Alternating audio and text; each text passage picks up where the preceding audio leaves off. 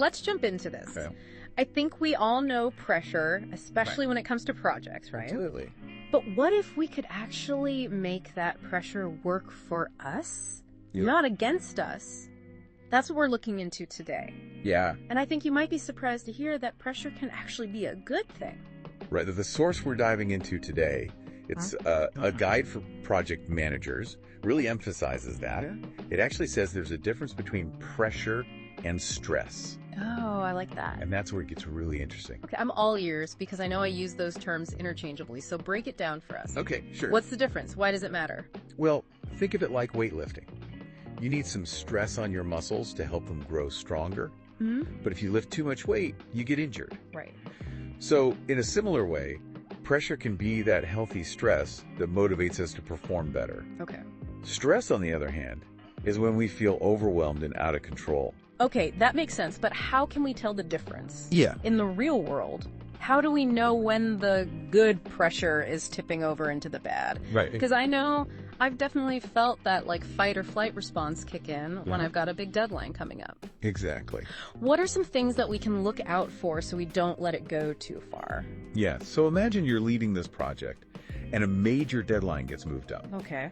That's pressure. It pushes you to reprioritize. You got to focus. Right. But if you're also dealing with a backlog of unfinished tasks Oh, yeah. and you're feeling unsupported by your team, that can quickly turn into stress. Yeah. You might notice your heart racing, thoughts are jumbled. Right. It's hard to concentrate, maybe even snapping at colleagues. For sure. Or making hasty decisions. Yeah, I've definitely been there. Yeah. And you know what?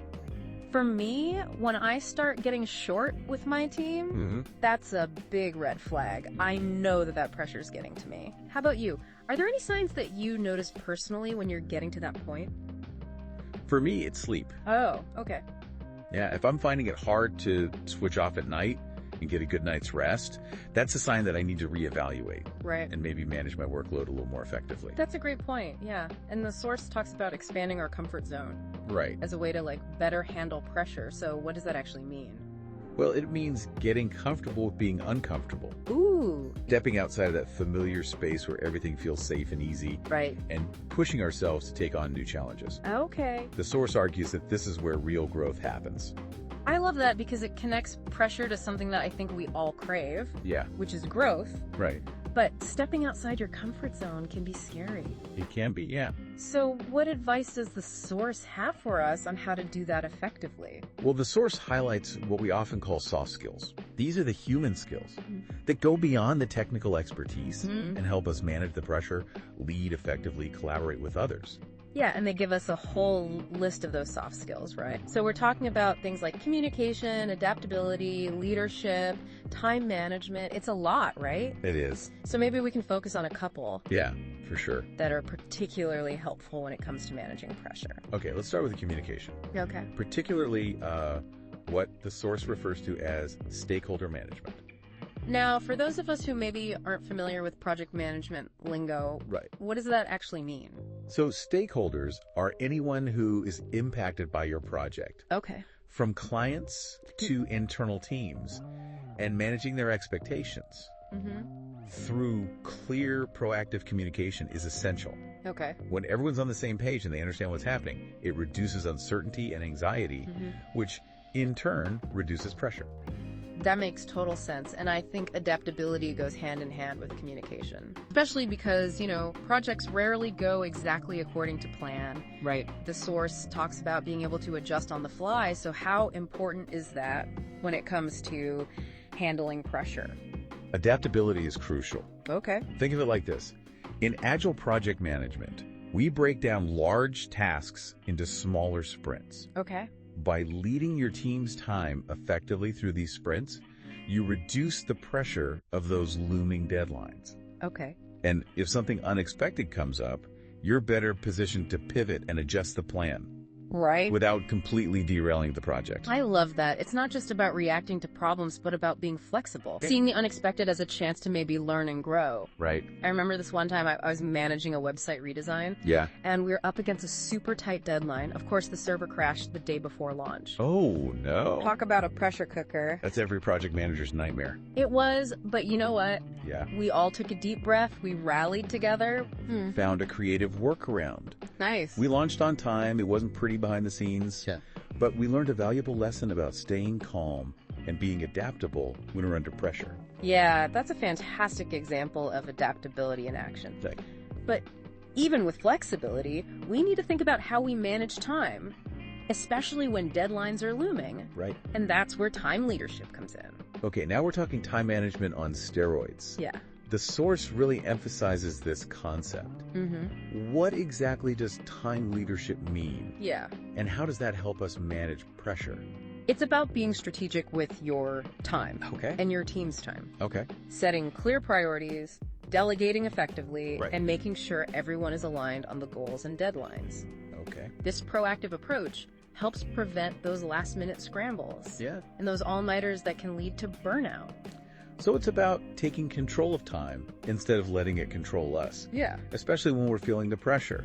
This is all fantastic advice, but where do we even begin? Start small. Okay. Take a look at the source's list of soft skills and pick one that you want to focus on. Okay. Maybe you need to improve communication with stakeholders, Right. or perhaps work on being more adaptable to those changing circumstances. Picking just one to focus on, I think, is a great starting point, because I know I often try to do too many things at once, All right. and then I get overwhelmed and end up right back where I started. Those small, consistent steps, building those lasting habits. Exactly. And speaking of habits, the source points out that experience Okay. plays a significant role in our ability to handle pressure. Makes sense. The more we face those challenging situations, the better equipped we are to handle them in the future. Like building up that mental muscle memory, right? Exactly. But there's a crucial caveat here Okay. that the source also emphasizes. Knowing when to seek help is just as important as building experience. Ooh, that's a really good point, because I think we often celebrate the go-it-alone mentality, We do. but I think even the most seasoned professionals have their limits. Yeah. So when does pushing through the pressure become detrimental? It's a fine line. Yeah. Remember those fight or flight symptoms we talked Yeah. about earlier? Yeah. If those feelings persist, even outside of work, Right. if you're constantly on edge, Yeah. having trouble sleeping, Yeah. your relationships are suffering, those are red flags Right. that you need to step back and reevaluate. Like our internal alarm system's going off, Exactly. telling us to slow down, take care of ourselves. Yeah. And I love it, the source doesn't just say, like, manage stress. Right. It gives us actionable things that we can do to cope. Exactly. And some of them are surprisingly simple, but incredibly effective. Okay. Like what? Things like making sure you're getting enough sleep, Oh, okay. eating healthy foods, Right. incorporating exercise into your routine. Okay. Basic self-care, but it makes a world of difference. I know, for me, when I'm feeling stressed, I tend to let those things go. Right. And it always backfires. It does. It's like trying to run a marathon on an empty tank. Exactly. Self-care is like fueling up for that pressure marathon. Yeah. You have the energy and resilience to go the distance. I like that. Okay. The source also highlights having a support system in place. That's so important. Friends, family, colleagues, mentors. Right. Having people we can talk to, vent to, get advice from Right. can be a game changer when we're feeling overwhelmed. 100%. I've definitely experienced that. Yeah. Early in my career, I had a mentor Yeah. who really helped me through those moments where Yeah. I was feeling a ton of pressure. Just having someone to talk to who understood what I was going through made such a difference. Mentorship is so valuable, Yeah. especially in those high-pressure fields. Yeah. It's like having a guide to help you navigate the terrain, Yeah. avoid common pitfalls. So to recap, pressure is inevitable, but how we respond to it is up to us. Absolutely.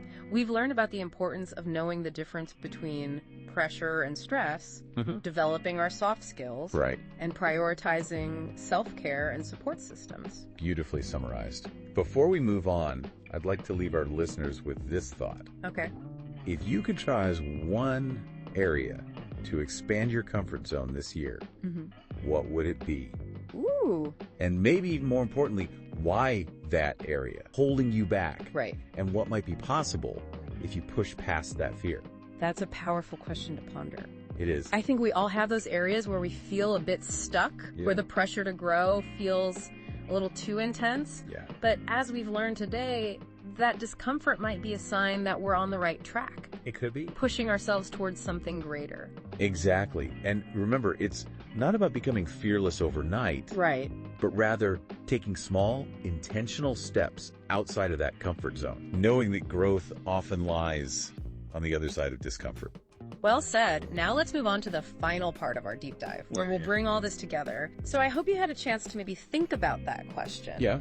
Where are you ready to push your comfort zone? Yeah. I know it can be a little scary Yeah. to confront those areas where we feel that resistance.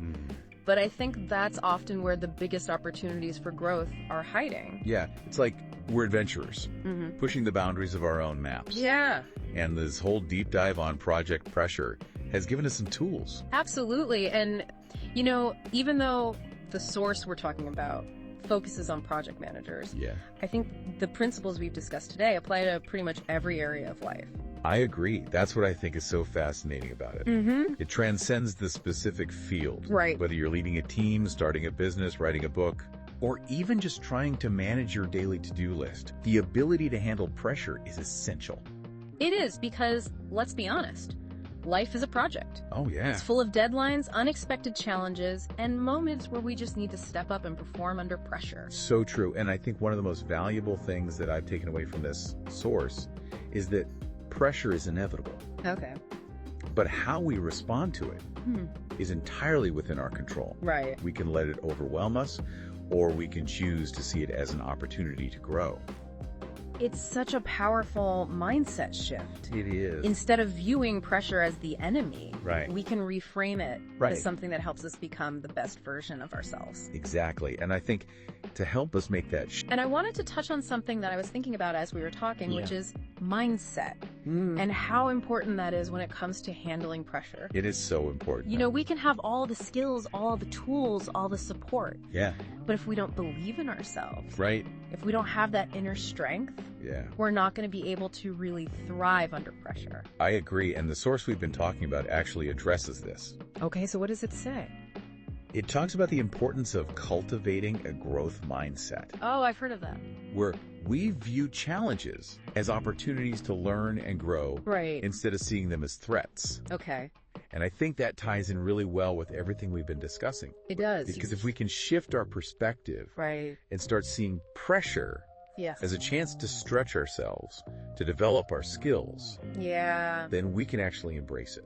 Right. So instead of letting pressure control us, we're actually taking control of it. Exactly. And I think that takes a lot of self-awareness, It does. being able to recognize those negative thoughts, Right. those limiting beliefs. Like, I can't do this. Exactly. This is too much. Yeah. And challenging those thoughts, Okay. replacing them with more positive and empowering ones. So things like, I can handle this. Exactly. I've got this. I'm going to learn from this experience. Yeah, I love that. Yeah, it's not about pretending that the pressure doesn't exist. Right. It's about acknowledging it Okay.